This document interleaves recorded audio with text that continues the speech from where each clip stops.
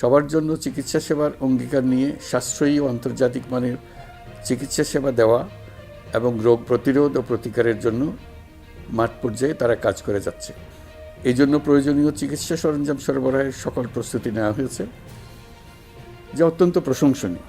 সমাজের উপেক্ষিত মানুষদের জন্য কিডনি ফাউন্ডেশন কাজ করবে এমন প্রত্যাশা প্রধান উপদেষ্টা ডক্টর মুহাম্মদ ইউনূসের।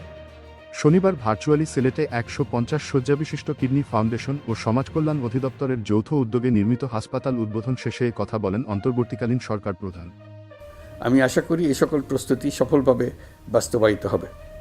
দেশ বিদেশের নামকরা বিশেষজ্ঞ চিকিৎসক, হৃদয়বান মানুষের আর্থিক অনুদানে, ব্লাড ব্যাংকের সক্রিয় অংশগ্রহণে এই হাসপাতালটি বাংলাদেশের চিকিৎসা ব্যবস্থায় একটি মাইলফলক প্রতিষ্ঠান হিসেবে গণ্য করা হবে।